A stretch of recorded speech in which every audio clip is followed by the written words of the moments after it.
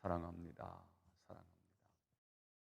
예, 코로나 때문에 많은 분들이 참여하지 못해서 참 안타깝고요. 오늘은 일부 예배가 굉장히 많이 모여서 2부가 어떨까 했더니 역시 2부가 많이 비어 있네요. 참여한 모든 여러분들에게 하나님의 큰 은혜가 함께 하시기를 축복합니다. 자, 우리는 지난 시간에 예수님의 세 가지 사역을 함께 나누었습니다. 가르치셨고요. 천국 복음을 전파하셨고, 그리고 병을 고쳐 주셨습니다. 예수님의 이 소문을 듣고 전국에서 수많은 사람들이 예수님께 몰려왔습니다. 마태복음 4장 마지막 절이죠. 25절을 읽어보겠습니다. 시작. 갈릴리와 데가볼리와 예루살렘과 유대와 요단강 건너편에서 수많은 수많은 무리가 무리가 따르니라. 따르니라. 자, 한번 지도를 보실까요? 보이십니까? 갈릴리 보이시지요? 데가볼리는 알렉산더 대왕이 전 세계를 통일할 때 알렉산더는 이 헬라 사람이지 않습니까? 그래서 헬라의 도시를 세워요. 10개의 도시를 세우는데 그곳을 데가볼리라고 부르고요. 그다음에 갈릴리는 우이 동네고요. 그 밑에 보면 동편 지역인데 요단 동편 지역을 베레아라고 불러요. 베레아라고 부르거든요. 그 지역이고요. 그리고 유다고요. 예루살렘이고요. 자, 이 정도면 사실 게임은 끝난 거죠. 팔레스타인 전 지역이 예수님의 소문을 듣고 예수님께로 나아온 것이니까요. 자, 그런데 예수님은 아직 사역의 시작점이었다는 것이고요. 예수님의 사역은 멈추지 않지요. 왜냐하면 예수님을 따르는 사람들이 다 무리였다는 거예요. 무리가 따랐다고 말씀을 하고 있지요. 자, 그들이 예수님을 따르는 이유는 예수님에게 가르침을 받기 위해서, 천국 복음을 듣기 위해서가 아니고 오직 병고침 받기 위해서 몰려온 사람들이었습니다. 제대로 된 병원도 없고요. 치료할 의학도 없는 시대에 예수님께로 오면 병이 낫는다. 그래서 많은 사람들이 예수님께로 꾸역꾸역 몰려들었습니다. 자, 그런데 예수님은 성경은 이들을 다 무리라고 말씀을 하고 있습니다. 무리는 병 낫는 것에 초점이 맞춰져 있지 누가 낫게 해주시느냐, 왜 낫게 해주시느냐에 대해서는 관심이 없습니다. 우리는 무리에게 쏘구면 안 됩니다. 무리는 뭐가 거창한 것 같고요, 뭐가 있는 것 같지만 사실은 거품입니다. 자, 다음 주면 종료주일입니다. 예수님이 사역을 정리하시고 십자가에 못 박혀 처형되시기 위하여 예루살렘으로 입성을 하세요. 다음 주입니다. 예수님이 예루살렘에 입성하실 때 수많은 인파들이 몰려와서 종려나무 가지를 꺾어서 평화의 상징이고 승리의 상징이지요. 예수님 만세를 외쳤어요. 예수님이 유대의 왕이 될 거라고 확신을 했거든요. 이 정도 능력이면, 이 정도 경제 능력을 가지고 계시면 이 유다의 대통령이 되기에 충분하다. 그래서 예수 정부가 세워질 것을 기대했습니다. 그 기대감을 가지고 예루살렘에 입성하시는 예수님을 바라보면서 그들이 박수를 치면서 환호성을 외치면서 호산나 다윗의 자손 예수여 하고 이들이 대대적인 환영을 벌였거든요. 자, 그런데 막상 예수님이 예루살렘에 오셔서 하시는 사역을 보니까 우리들이 기대했던 정치적인 메시아가 아닌 거예요. 우리들에게 성공을 가져다 주고 출세를 가져다 주는 그런 메시아가 아니라 예수님이 자꾸 이상한 소리를 하고요. 하늘의 이야기를 하고요. 세상 얘기가 아니고 세상 얘기에 먹히지 않는 하늘의 소리를 하는 거예요. 아닌 거예요. 그래서 5일 만에 이들의 마음이 변심합니다. 예수님을 박수치고 환영했던 이 무리들이 5일째 닷새 만에 예수님을 십자가에 못 박으시오, 예수님을 십자가에 못 박으시오라고 소리를 치는 사람들이 됐습니다. 그렇습니다. 상황에 따라서 무리는 이렇게 마음이 변심합니다. 여론이 그렇습니다. 바람입니다. 큰 구름입니다. 거품에 지나지 않습니다. 예수님은 이 무리에 속지 아니하시고 무리를 극복하시고 드디어 마태복음 5장으로 넘어오십니다. 마태복음 5장 1절을 함께 읽어보겠습니다. 시작. 예수께서 예수께서 무리를 무리를 보시고. 보시고 산에 올라가 앉으시니 제자들이 나아온지라. 자, 예수님은 몰려든 무리를 보셨습니다. 그런데 예수님은 무엇을 하십니까? 예수님은 아무것도 하지 않으십니다. 이것이 정말 예수님에게서 보는 놀라운 점입니다. 우리 같으면 사람들이 막 몰려옵니다. 갈릴리에서 몰려오고요. 유다에서, 예루살렘에서, 베레 지역에서, 데가볼리에서 사람들이 막 몰려오면 와, 내가 대단한가 보다. 내가 뭐가 있기는 있는가 보다라고 생각할 수 있습니다. 자, 그런데 예수님께서는 이거는 다 거품이다. 이것은 다 뜬구름 잡기다라는 사실을 강파하셨습니다. 오늘 두 가지 말씀을 나눌 건데, 자, 그러면 첫 번째, 예수님은 무리를 보시고 무엇을 하셨을까? 예수님은 무리를 보시고요, 무리에게 아무 소리 안 하세요. 그리고 예수님은 산에 올라가 앉으셨습니다. 예수님이 산에 올라가 앉으셨다는 말이 중요합니다. 당신은 가르치는 자는 앉아서 가르치고요, 배우는 자는 서서 배웠습니다. 따라서 예수님이 산 위에 앉으셨다는 말은 가르침을 준비하셨다는 말입니다. 우리는 산 위에서 가르치신 마태복음 5장에서 7장을 산상수훈이라고 부르고 있습니다. 사실 가르침의 내용이 중요한 것이지 산에서 가르친 것이 뭐 그리 중요하다고 산상수훈이라고 산상수훈이라고 부를까? 우리가 생각할 때는 바다면 어떻고 학교면 어떻고 성전이면 어떻겠습니까? 가르치는 장소보다 중요한 것은 가르치는 내용이 중요한 거 아닐까요? 예수님이 길에서도 가르치셨어요. 토상수훈, 이건 안 될까요? 바다에서도 배 위에서도 가르치셨어요. 아니, 해상수훈 이러면 안 될까요? 예수님이 회당에서 많이 가르치셨어요. 회당수훈, 회당보훈, 이건 안 될까요? 얼마든지 되는데, 그런데 우리가 생각하는 거와 유대인들이 생각하는 장소의 개념은 좀 다르지요.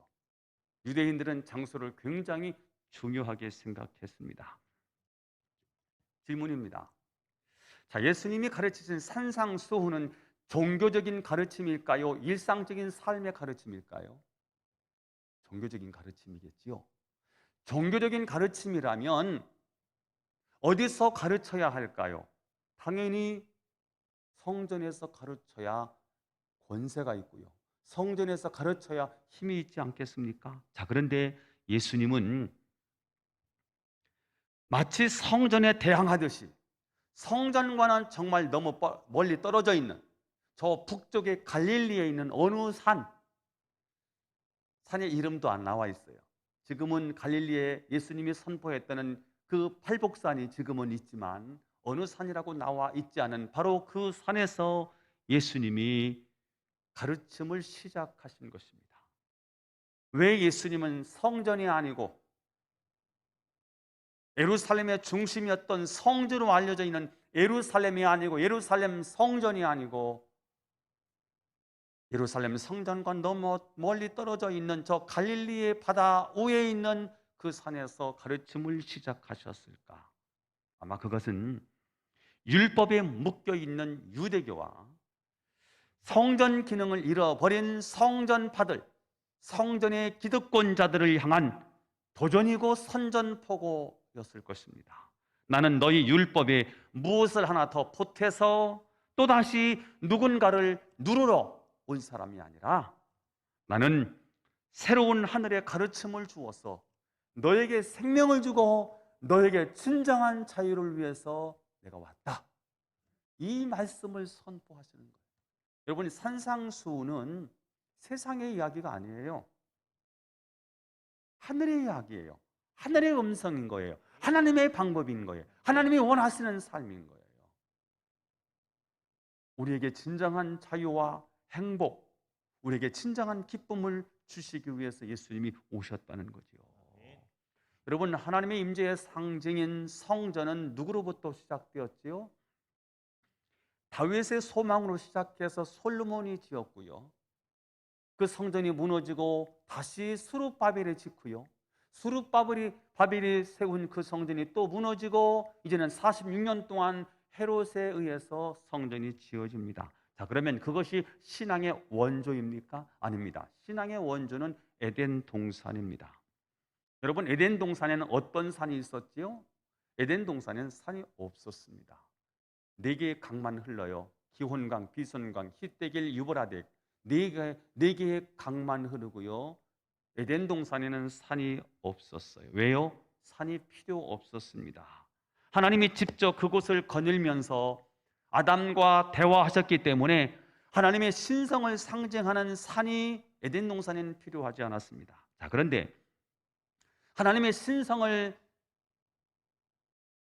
상징하는 이 산이 생겨난 때는 노아 홍수 때입니다. 홍수로 전 세계가 물로 뒤덮여져 있을 때 방주 안에 들어간 노아의 가정만 살아남았습니다. 자, 그들이 물이 빠지고 처음으로 안착했던 곳이 어디지요? 아라랏산이었습니다. 창세기 8장에 등장하는 아라랏산이 처음으로 등장하는 산입니다. 자, 그러니까 첫 번째 산이라는 이미지가 무엇을 우리에게 주십니까? 세상 모두가 홍수로 다 죽어가고 있었을 때 심판이 끝났다는 사실을 알려주고요. 이제는 새로운 세상이 열리고 새로운 창조가 시작되었다 하는 것을 알려주는 의미로서 산을 구원의 어떤 아이콘으로 하나님이 산을 허락해 주셨습니다. 처음 죄가 없었던 에덴 동산에는 산이 필요 없었지만 이제 인간이 죄를 지어 망하고 모든 인류가 물에 쓸려간 다음에 하나님이 산이라는 구원의 아이콘을 허락해 주셨습니다. 방주가 아라랏산에 멈추자 하나님께서 이제 너희는 거기서 나오라. 이제 이 산을 의지하고 새로운 시조로 살아라. 이렇게 말씀하신 것입니다. 자, 그러니까 산의 개념은 성전이나 성전 제사 훨씬 그 이전에 하나님께서 자신을 인간에게 드러내 보여주셨던 구원의 아이콘이고 계시의 상징으로서 산을 하나님 허락해 주셨습니다. 창세기 19장으로 넘어가면 소돔과 고모라가 죄를 지어서 유황불로 망하게 될 때 천사가 나타나서 노색에 그 가족을 구원하기 위해서 어디로 가라는 거지요? 산으로 빨리 도망가라고 말합니다. 산은 구원의 상징입니다. 또 산이 어디 나오지요? 창세기 22장에 등장하지요. 하나님께서 아브라함의 믿음을 확증하시기 위해서 너희 아들 이삭을 번제로 하나님께 드려라. 이렇게 말씀을 하셨을 때 아브라함이 3일 길을 가서 번제단을 장작을 올려놓고 그 번제단 위에다가 자기 아들 이삭을 죽여서 태우려고 하는데 칼을 들자 하나님께서 멈춰라 그러시면서 수양을 준비해 주셨던 산이 어느 산이지요? 모리아산입니다. 이 모리아산이 굉장히 중요하지요. 아리우나 타작 마당이 바로 여기고요. 이 장소가 솔로몬이 성전을 지었던 바로 이 산이 바로 그 산이고요. 성전이 무너졌지만 또다시 반복해서 지었던 장소, 솔로몬의 성전, 스룹바벨의 성전, 헤롯 성전이 다 바로 이 장소에 모리아산에 세워지게 됩니다. 그러고 보면 구약에서 산의 이미지는 하나님의 구원, 하나님의 사랑, 하나님이 인간을 만나주셨던 임재의 장소라는 사실을 기억할 필요가 있습니다. 예루살렘이라는 도시는 어느 산이지요? 이게 원래는 시온산입니다. 여부수 족속들이 차지했던 산이었어요. 여기에 도시가 세워지는 거예요. 이스라엘의 가장 화려한 도시, 아름다운 도시, 이 도시를 성산으로 불러요. 이 도시를 거룩한 도시라고 말해요. 왜요? 이 산에 하나님이 임하시기 때문에. 여기서 하나님이 말씀하시고 여기서 우리를 만나주시는 산이기 때문에 예루살렘을 그래서 성산이다 이렇게 부르게 됩니다. 출애굽기 3장으로 넘어가면요. 1절을 읽어보겠습니다. 시작. 모세가 그의 장인 미디안 제사장 이드로의 양떼를 치더니 그 떼를 광야 서쪽으로 인도하여 하나님의 산 호렙에 이르매 모세가 애굽에서 왕자로 40년 살다가 사람을 죽이고 도망쳐서 광야로 도망쳐서 장인 이드로의 양떼를 치면서 삽니다. 40년 동안 그렇게 살아요. 80이 되어서 아무것도 할 수 없는 절망적인 상황에서 그가 하나님을 만나게 되는데 그 장소가 어느 산이지요? 오늘 본문은 하나님의 산 호렙이라고 말하고 있습니다. 성경에서 산은 무엇이지요? 하나님이 우리를 만나 주시는 곳, 하나님이 우리에게 말씀하시는 곳, 꼭 돌아가고 싶은 마음의 고향, 친정 어머니 품과 같은 곳, 그것이 어디입니까? 산이라는 거예요. 왜 그렇게 산이 중요할까요? 하나님이 거기 오신다는 거예요. 오늘 시대의 구원의 아이콘, 말씀의 아이콘은 어디입니까? 교회 아닐까요? 교회에 오면 하나님 이곳에 강하게 임하시니까 교회에 오는 거예요.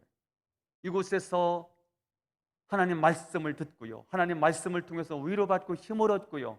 에너지를 얻게 되는 거예요. 하나님의 우리 말씀을 노래하고 찬양하는 곳이 어디입니까?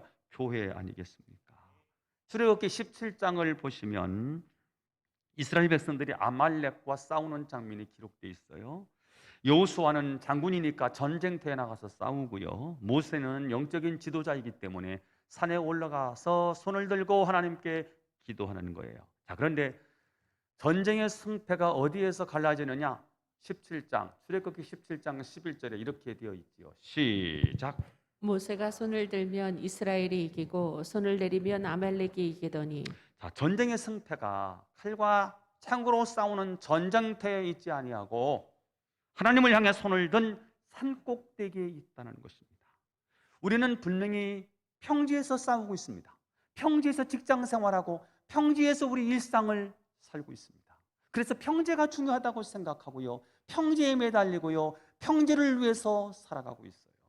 직장 중요하지요. 모든 승패가 바로 평지에서 난다고 생각합니다. 건강, 우리의 지력, 우리의 물질 다 이 평지에서 결정난다고 생각하는 거예요. 그러나 정말 중요한 것은 어디라고 성경에 말씀하고 있습니까? 꼭대기라는 거예요. 산 꼭대기라는 거예요. 산 정상이라는 거예요. 왜냐하면 산 위에 하나님이 임하시기 때문에, 산 위에 하나님이 계시기 때문에, 산 위에서 하나님 우리를 만나 주시기 때문에 그렇다는 거예요. 교회는요, 산입니다. 산으로 가는 거예요. 성산으로 올라가는 거예요. 교회 오면 예배 드려요. 예배가 뭐예요? 하나님과의 만남인 거예요. 어떻게 만납니까? 우리가 찬양하면 하나님이 오세요. 하나님을 높여드리면 하나님이 우리 가운데 임하는 거예요.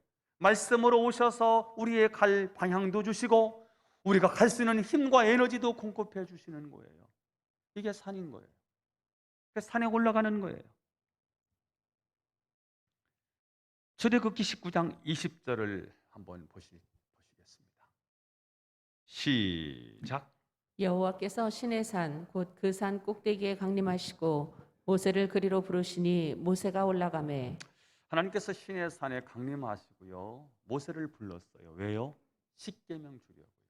이스라엘 백성들이 먹어야 할 생명의 양식을 주시려고요. 이 말씀이 있어야 광야를 살아요. 이 말씀이 있어야 가나안 땅에 들어가서 하나님 나라를 세울 수가 있어요. 말씀이 필요한 거예요. 생명의 양식이 필요한 거예요.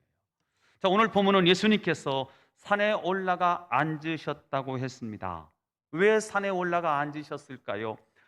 하나님의 시내산에서 모세에게 십계명을 주듯이 예수님께서 제자들에게 산상수훈을 주시려는 것입니다. 이 산상수훈은 제자들이 꼭 먹어야 할 생명의 양식이었습니다. 세상을 바꿔야 되겠어요. 세상을 변화시켜야 되겠어요. 세상 방식으로는 그 당시 최고의 가르침은 율법인데 율법으로는 세상을 바꿀 수가 없는 거예요. 그래서 예수님이 제자를 부르셨어요. 그 제자들에게 오늘 산상수훈, 이 세상을 하나님 나라로 만들 수 있는 메시지를 공급해 주시는 거예요. 이 메시지를 먹어야 사역할 수 있고요. 이 메시지를 얻어야 하나님의 사람이 될 수가 있어요. 저는 교회에서 선포되는 모든 말씀이 교회가 교회되고 성도가 진정한 제자가 되는 그런 생명의 양식이 될 수 있기를 예수님의 이름으로 축원합니다. 아멘. 오늘 그 자리가 바로 이 자리가 되기를 축원합니다. 아멘. 두 번째입니다. 자, 예수님께서 산에 올라가 앉으시니, 두 번째, 예수님께서 산에 올라가 앉으시니 누가 나오지요? 제자들이 나왔습니다. 1절을 다시 한번 읽어봐요. 시작. 예수께서 무리를 보시고 산에 올라가 앉으시니 제자들이 나아온지라. 자, 예수님은 무리를 보시고는 아무 말씀 하지 않으셨어요. 그냥 산에 올라가 앉으셨습니다. 자, 그런데 무리들이 사라지고 제자들이 나왔을 때 드디어 말씀을 시작하십니다. 여기서 나왔다는 말은 구약의 예배자들이 하나님의 전에 나와서 예배 드릴 때 나왔다는 그 단어와 똑같은 단어가 사용되었습니다. 그러니까 제자들이 막연히 그냥 나온 게 아니라 구약의 예배자들이 하나님을 제사하는 마음으로 오듯이 그분의 가르침을 듣기 위해서 경건한 마음으로 주님께 나온 거예요. 이 사람들이 어떤 사람들이지요? 그물을 버리고 바다를 버리고 온 사람들이잖아요. 그냥 왔겠어요? 이분에게서 최고를 받는데, 이분에게서 내 생애 최고의 가치를 받는데, 이분에게서 내 인생의 전부를 받는데 그냥 나왔겠어요? 기대감으로 왔겠죠. 그분의 가르침을 받고 싶은 거지요. 산상수훈은 무리를 위한 말씀이 아니고요. 산상수훈은 제자들을 위한 말씀이었습니다. 왜냐하면 이 말씀 자체가 굉장히 파격적인 말씀이었거든요. 산상수훈은 당시 율법과는 정반대되는 말씀이었고요. 당시의 생각, 당시의 사고를 완전히 깨뜨리는, 부수는 그런 파격적인 말씀이었기 때문에 이 말씀은 아무나 그냥 소화할 수 있는 말씀이 아니었어요. 부자가 복이 있지 가난한 자가 복이 있나요? 성경은 가난한 자가 복이 있다고 가르쳐주고 있는 거예요. 여러분, 웃는 자가 복이 있지 애통하는 자가 무슨 복이 있습니까? 그러나 예수님은 애통하는 자가 복이 있다는 거예요. 세상의 논리는요, 세상의 생각은요, 세상은 강한 자가 땅을 차지한다고 말합니다. 남을 눌러야, 남을 싸워서 이겨야만 땅을 차지한다고 가르칩니다. 그러나 성경은 온유한 자가 복이 있나니 그가 땅을 차지할 것이며, 굉장한 역설적인 말씀이 오늘 선포되는데 이 말씀을 누가 과연 받아들일 수 있겠습니까? 제자가 아니면 사실은 산상수훈을 받아들일 수가 없고요. 이 말씀이 아니면 세상을 바꿀 수가 없는 거예요. 세상의 논리나 세상의 논리를 가지고는, 세상의 원리를 가지고는, 세상의 방법을 가지고는 세상을, 아름다운 세상을 만들 수가 없는 거예요. 하나님의 새로운 세상, 하나님이 원하시고 하나님이 뜻하시는 가장 행복한 세상을 만들고 싶은 거예요. 그 나라는 어떤 말씀으로 그 나라가 세워지는 거예요? 산상수훈을 통해서 그 나라가 세워지는 거예요. 그래서 우리가 산상수훈에 들어가기 전에 먼저 내가 제자인지 무리인지를 한번 물어봐야 합니다. 내 스스로가 마음의 준비가 안 되어 있다면 오늘 이 시간 내가 제자가 되어야 되겠구나 하는 마음을 먹으시고 오늘 말씀을 들으셔야, 그리고 산상수훈을 들으셔야 그 말씀이 우리에게 진짜 생명이 되는 것입니다. 오늘 시간 저는 지금까지는 내가 제자가 되겠다는 결단을 못 하셨을지라도 오늘 내가 제자의 삶을 살겠다는 마음을 다잡 먹고 앞으로 산상수훈의 말씀을 듣게 되기를 축복합니다. 원어로 제자는 오늘 제자들이라는 그 단어 앞에 아우토라는 헬라어가 수식어가 있습니다. 그래서 제자들인데 그의 제자들입니다. 누구의 제자들이지요? 예수님의 제자들입니다. 자, 제자라는 말은 헬라어로 마데테스입니다. 마데테스는 무슨 뜻이냐? 마음을 빼앗긴 자입니다. 자, 그러니까 예수님의 제자라는 말은 예수님께 마음을 빼앗긴 자입니다. 또 한 뜻이 있습니다. 몰입된 자라는 뜻이 있습니다. 이 땅에 사는 대부분의 사람들이 다 돈에 몰입되어 있습니다. 돈의 마음을 다 빼앗기고 있습니다. 그러고 보면 누구의 제자냐? 돈의 제자이고 세상의 제자입니다. 자, 그런데 오늘 본문에 예수님은 누구의 제자라고 말하는 거지요? 그의 제자, 예수님의 제자입니다. 예수님의 제자는 누구입니까? 그에게 마음을 빼앗긴 자, 그에게 몰입된 자입니다. 여러분은 누구입니까? 예수님께 마음을 빼앗긴 자입니까? 예수님께 몰입된 자입니까? 우리는 분명히 내 마음을 어딘가에 빼앗기고 몰입될 수밖에 없는 존재입니다. 그러므로 중간지대는 없는 거예요. 하나를 선택해야 되는 거지요. 그렇다면 무엇을 선택하겠습니까? 어디에 마음이 빼앗기고 어디에 몰입되어야 될 것입니까? 저는 여러분이 하나님께 마음을 빼앗기기를 바랍니다. 하나님의 말씀에 여러분의 마음이 빼앗기기를 바랍니다. 하나님의 지혜에 여러분의 마음이 빼앗기기를 바랍니다. 이렇게 바쁜 와중에 산에 오르는 일은 굉장히 어려운 일입니다. 더구나 코로나 위협 속에서 교회에 나와서 예배하는 것은 예수님께 마음을 빼앗긴 자 외에는 사실은 할 수 없는 일입니다. 오늘 이 자리에 바쁜 일을 다 내려놓으시고 분주한 일상을 멈추시고 오늘 산에 오른 여러분은 제자입니다. 다시 한번 여러분을 축복합니다. 오늘 이 자리에 참여한 모든 것을 다 내려놓고 내 마음을 예수님께 빼앗겨서 예수님께 몰입되어서 하나님의 말씀이 나를 변화시킨다고 하는 기대감을 가지고 온 여러분을 제자로 인정하고 제자된 여러분을 예수님의 이름으로 축복합니다. 그렇습니다. 산에 오른다고 하는 것은 정말 쉬운 일이 아닙니다. 때로는 내가 하고 싶은 일을 접어야 합니다. 오늘 이 제자들은 어부입니다. 그물을 내려놓았습니다. 배를 내려놓았습니다. 생계를 잠깐 내려놓고 주님을 따른 거예요. 산에 오르는 일은 이런 결단이 또 필요합니다. 때로는 시간을 들여야 되고요. 때로는 우리의 마음을 드리고 우리의 삶의 중심을 드려야 합니다.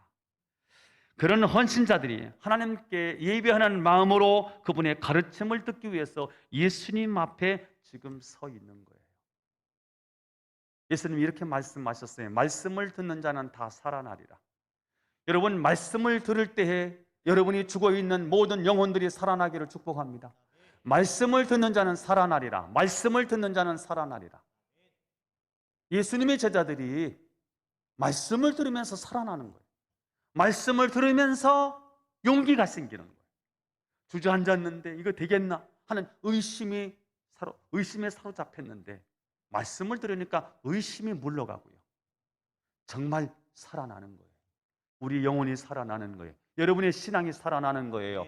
말씀이 들려지기를 바라고 말씀이 들려질 때 여러분의 영혼육이 다 살아나게 되기를 축복합니다. 제자들이 예수님께 몰입되지 않으면, 예수님께 그들의 마음을 완전히 빼앗기지 않으면 앞으로 오는 시대는요 굉장히 어려운 시대가 올 건데 핍박의 시대예요. 그래서 신앙을 지켜내기가 어려운 시대가 기다리고 있는 거예요. 조금 있으면 예수님이 십자가에 처형될 거예요. 그리고 예수 믿는 사람, 예수를 따라다녔던 사람들을 발본색원해서 그들을 축출할 거예요. 잡히면 감옥에 가고 거기서 고문을 당하고 그러다가 순교를 당할 수 있어요. 그래서 제자들에게 말씀하시는 거예요. 몰입해야 된다. 진정한 제자는 내게 몰입해야 돼. 너희가 진정 나의 제자냐? 마음이 빼앗겨야 돼. 그래서 주시는 말씀 미리 보는 겁니다. 11절 시작. 나로 말미암아 너희를 욕하고 박해하고 거짓으로 너희를 거슬러 모든 악한 말을 할 때에는 너희에게 복이 있나니. 무슨 일이 벌어질 거라는 거죠?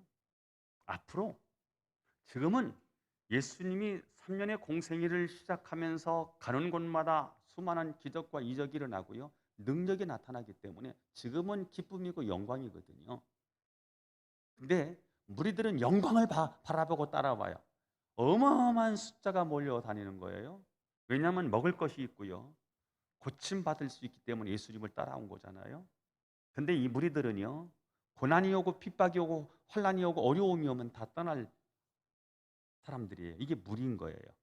그러니까 무리에 요동치지 말라는 거예요. 예수님도 무리에 현혹될 수 있지요. 근데 예수님은 무리에 현혹되지 않고 무리에 쏙지 않고 무리를 극복하시고 오늘 산에 올라가 앉아 계신 거예요. 그랬더니 누가 와요? 제자들이 올라오는 거예요. 그때 예수님이 주시는 메시지가 뭐예요? 팔복부터 시작하는 거예요. 팔복일 끝나고 11절 12절인데 오늘 11절에 어떤 일이 일어날 거라고 말씀을 하느냐? 너희가 한번 본문을 다시 띄워보세요. 나로 말미암아, 누구로 말미암아? 예수님으로 말미암아. 신앙 때문에 그 말이지요. 나로 말미암아 너희를 욕하고 박해하고 거짓으로 너희를 거슬려 모든 악한 말을 할 때가 있다는 거예요. 너희가 이 말씀을 따르면 저 성전 지도자들이, 유대 성전파들이 가만히 있지 아니하고 너희를 죽일 것이다. 죽이려고 달려들 것이다. 나로 말미암아 너희를 욕하고 박해하고 거짓으로 너희를 거스려 모든 악한 말을 할 때에는 이게 비록 거짓말일지라도요 얼마나 두렵겠습니까? 자, 그러나 성산에 오르는 너희들, 내 제자들, 너희는 복이 있다는 것을 기억하라. 복이 있다는 것. 그러면서 12절에 이렇게 말씀을 하고 있어요. 시작. 기뻐하고 즐거워하라. 하늘에서 너희의 상이 큼이라. 너희 전에 있던 선지자들도 이같이 박해하였느니라. 자, 이전에도 주님을 따르다가 박해를 받았던 마대 테스들이 있었다는 거예요. 주님의 영광을 위해서 살다가 핍박을 받고 고난을 당했던 마대 테스들이 있었다는 거예요. 이전에 주님을 따르던 자들이 얼마나 괴로웠는지 너희들도 알고 있지 않느냐? 예레미야가 흘렸던 그 눈물을 기억하느냐? 수많은 선지자들이 가슴을 치며 울부짖었던 그 눈물을 기억하느냐? 그러나 기뻐하고 즐거워하라. 왜요? 하늘에서 너희의 상이 어떻다? 크다는 거예요. 자, 그러니까 이제 이 땅에서 시작되는 박해와 너희를 공격하고 손가락질을 하는 이 현실을 이겨낼 준비가 되어 있느냐? 이제 준비됐어? 내가 이제 말해도 되겠어? 시작해 하시면서 팔복을 이어가는 이야기가 2절의 말씀은 드디어 예수님이 입을 열어서 말씀하시기 시작하지요. 그리고 3절부터 이제 팔복이 시작되는 거예요. 자, 그러니까 팔복은 절대로 성공하는 비결이 아닙니다. 산상수훈에는 이 땅에 부자 되는 비결이 나와 있지 않습니다. 이 땅에서 성공하는, 출세하는 비결이 나와 있지 않습니다. 그러나 하늘에서 큰 상을 받는 비결이 성경에 기록되어 있습니다. 주님 말씀대로 살려고 하다 보니까 실제 삶에서 손해볼 일이 너무 많더라는 거예요. 오리를 가자고 하는데 신비를 가라는 거예요. 이게 산상수훈에 나와요. 속옷을 달라는데 겉옷을 내어주라는 거예요. 오른뺨을 치가든 왼뺨을 내라는 거예요. 이렇게 살아야 되는 일인 거예요. 이게 무슨 출세입니까? 무슨 이게 성공입니까? 손해보고 사는 일인데요. 너무 미워 죽겠는데 그를 사랑해야 합니다. 나는 남들은 안 한다고 다 도망갔는데 나는 이 일을 남아서 끝까지 그 일을 해야 합니다. 왜요? 마대테스니까요. 사람들은 다 자기 이익을 따라가는데 나는 하나님의 영광을 위하여 그 자리를 끝까지 지켜야 합니다. 이게 바로 마대테스의 사명인 거예요. 그래야 하나님 나라가 이루어지는 거예요. 무리들은요, 어려움이 있다고요, 핍박이 있다고 다 흩어질 거예요. 그 무리를 통해서는 하나님의 나라가 이 땅에 세워질 수가 없는 거예요. 그래서 산상수훈은요, 제자들을 위한 메시지인 거예요. 이 메시지는 세상과 정반대의 메시지인 거예요. 이렇게 살면 세상에서 정말 살 수 있을까? 이렇게 살면 정말 망하지 않을까? 그런 메시지가 산상수훈의 메시지예요. 우리는 그동안 제자의 시각으로 보지 않고요, 그냥 좋은 말씀으로만 봤기 때문에 건성건성으로 넘어갔지만, 그러나 마태복음 5장에서 7장의 메시지의 산상수훈은요, 세상을 뒤엎는, 세상에서는 말도 안 되는, 세상 사람들이 이렇게 살면 바보라고 손가락질을 받을 수밖에 없는 그런 메시지가 5장부터 7장의 메시지인데요. 그런데 아이러니하게도요, 이 말씀이어야만 세상을 뒤바꾼다는 거예요.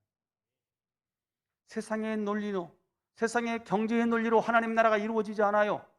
정치인이 아무리 훌륭해도요, 정치가 세상을 바꾸는 게 아니에요. 아무리 훌륭한 사상가가 나타나서 좋은 가르침을 주어도 그 가르침이 세상을 바꾸는 게 아니에요. 세상을 바꾸는 힘은 하나님이 우리에게 주신 사랑인 것입니다.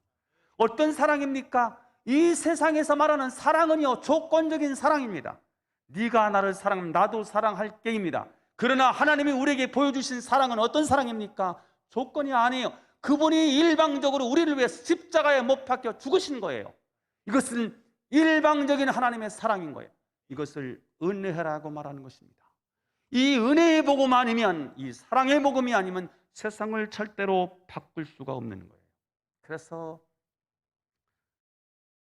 목사는 항상 손해보고 살지요.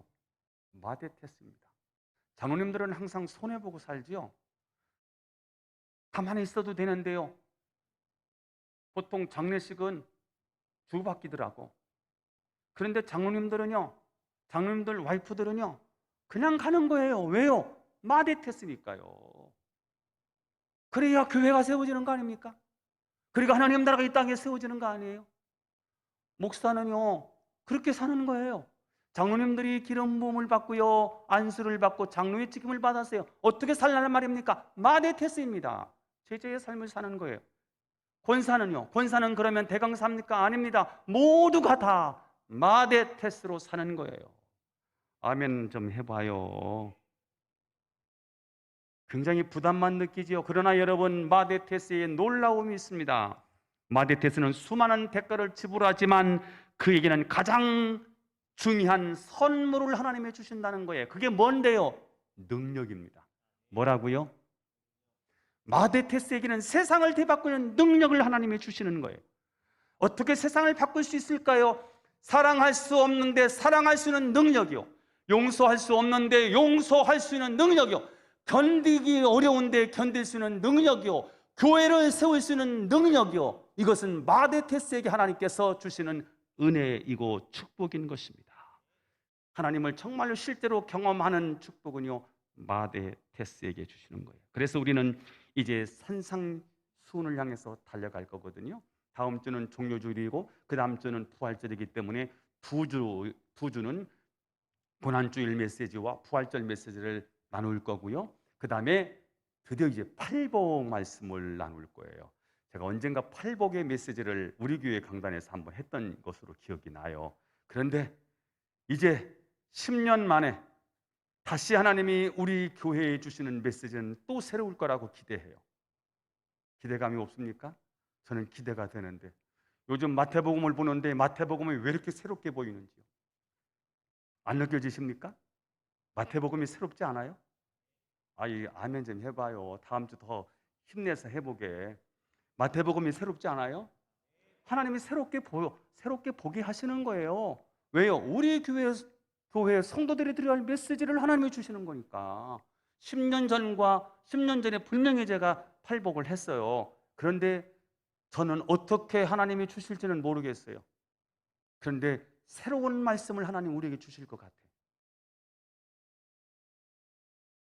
저는 여러분이 더 이상 종교적인 사람으로 살지 말고 산상수훈을 통해서 새로운 은혜의 사람으로 살아갈 수 있기를 예수님의 이름으로 축원합니다. 기도드리겠습니다. 하나님 아버지, 감사합니다. 잘 살고 싶은데 주님 주신 말씀대로 산상수훈의 가르침대로 그렇게 살아서 이 땅에 하나님 나라를 건설하고 싶은데 하나님 자신이 없습니다. 하지만 도전해 보겠습니다. 주님이 산에 오르셨으면 우리도 주님 산에 따라가겠습니다. 주님 오르신 그 산에 나도 따라가서 말씀의 길을 기울이겠습니다. 이제 살아계신 하나님의 임재가 있는 그 산에서 내가 하나님의 말씀의 새 능력을 얻기 원합니다. 주님의 산상수훈을 통해서 내 영혼이 살게 하시고 내 삶이 거듭나게 하시고 참 자유를 누리게 하시고 하늘 상급을 바라보고 믿음으로 결단하고 달려가는 우리 복된 중복교회 성도들 다 되게 하옵소서.